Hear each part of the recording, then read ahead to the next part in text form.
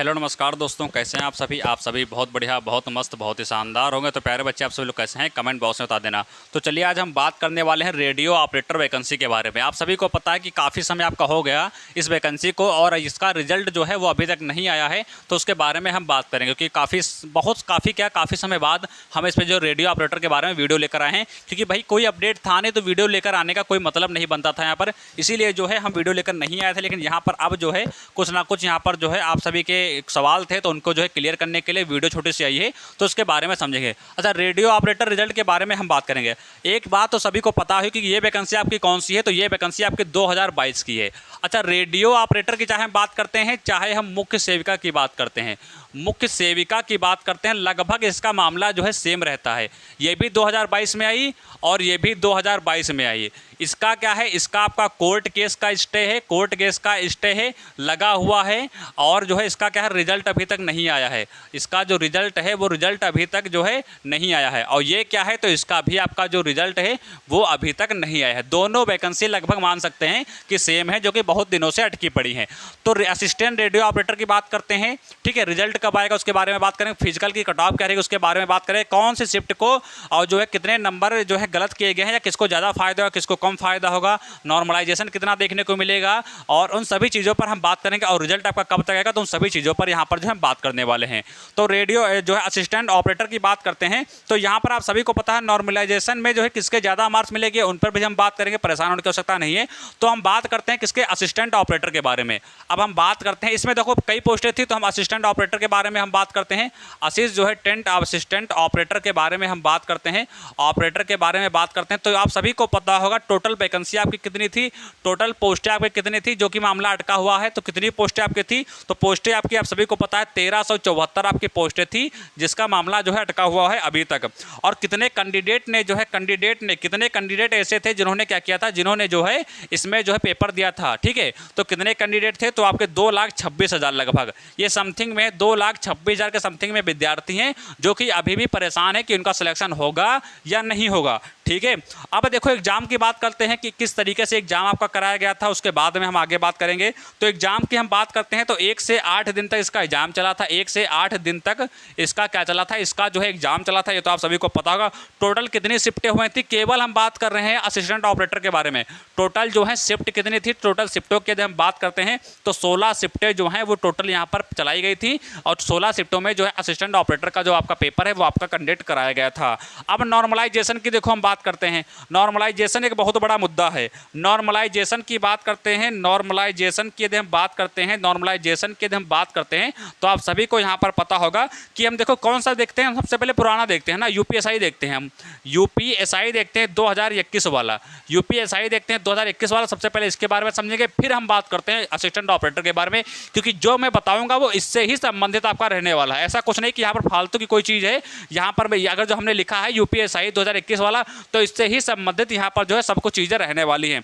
अब देखो हम बात क्या करते हैं, नॉर्मलाइजेशन हुआ था इसमें जो है, इसमें क्या होता है, नॉर्मलाइजेशन हुआ था, कठिन पेपर था। कठिन पेपर कौन कौन से भाई, देखो इससे पहले हम बात कर लें कि जो इसका पेपर है ये कठिन पेपर, बच्चों का कहना है कि कठिन पेपर, ठीक है। कठिन पेपर कौन सा मानना है बस सभी का, तो कठिन पेपर मानना है कि 5 तारीख को, 5 फरवरी को हम बोल सकते हैं जो आपकी सेकंड शिफ्ट हुई थी वो वाकई में हार्ड थी। 5 तारीख को जो सेकंड शिफ्ट हुई थी वो वाकई में हार्ड थी। और सरल शिफ्ट कौन थी, तो सरल शिफ्ट की देखो हमें बात करते हैं तो सरल शिफ्ट आपकी 1 फरवरी की थी, 1 फरवरी की सरल शिफ्ट थी, और जो कि फर्स्ट मीटिंग में आपकी हुई थी।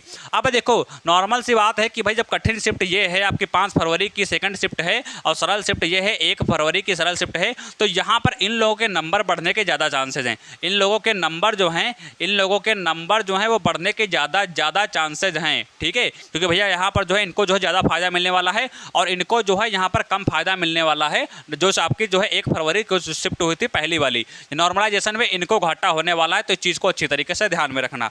अब देखो आगे हम बात करते हैं किसके बारे में, अब देखो हम बात करते हैं आपका यूपीएसआई। तो आप सभी को पता है यूपीएसआई की हम बात करते हैं, देखो तो इसमें क्या होता है, यूपीएसआई से सारी चीज़ें संबंधित। तो इसकी पुरानी कट ऑफ जो है, इसकी पुरानी कट ऑफ जो है उसके बारे में देखो रेडियो आते हैं आपका जो है असिस्टेंट ऑपरेटर के मतलब सेफ स्कोर के बारे में कि इसका सेफ स्कोर जो है वो आपका क्या रहने वाला है। उसके बाद हम बात करेंगे कि इसका जो रिजल्ट है वो रिजल्ट कब तक आ सकता है। ठीक है, अब देखो हम सेफ स्कोर के बारे में यदि हम बात करते हैं तो यदि आप जर्नल से संबंधित हो, यदि आप जर्नल से संबंधित हो तो मान के चलो कि आपके जो हैं 100 जो है 30 से 100 आपके जो है 45 के बीच में है तो आप सेफ़ हो। ठीक है, और यदि हम बात करते हैं ओबीसी की हम बात करते हैं तो ओबीसी की यदि हम बात करते हैं तो आप यदि आप बात करते हैं 130 यहाँ पर आपका हो गया, 130 से आपका जो था वो आपका 140 था।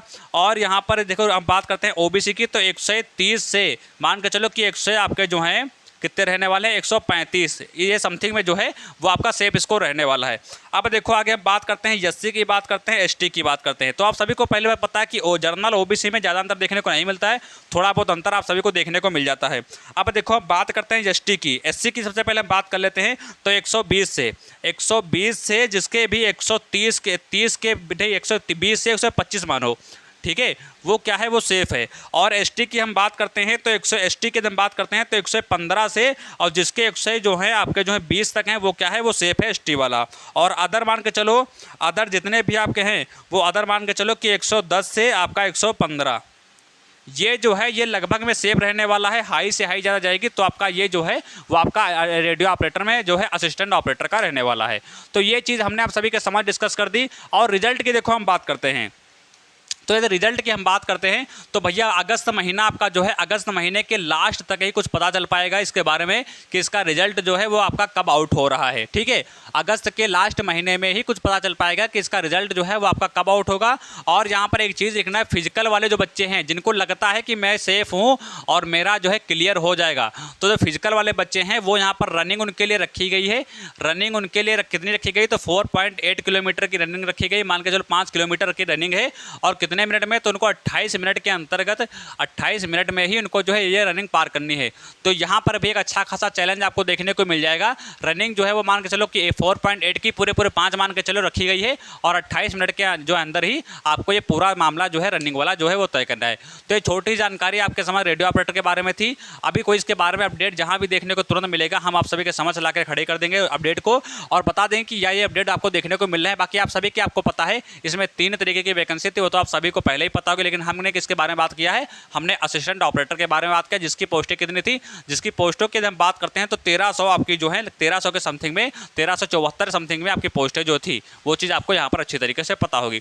तो ये छोटी सी वीडियो आप सभी के समझ रखनी थी क्योंकि आप सभी को बता दूं कि अभी तक फाइनली कोई अपडेट देखने को नहीं मिला है, इंतजार ही देखने को मिला है, तो वो तो हम कर ही रहे हैं।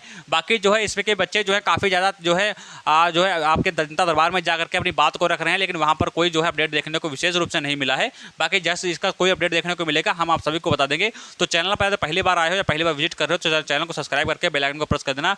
मिलेंगे अगले नेक्स्ट वीडियो में, तब तक के लिए नमस्कार, जय हिंद।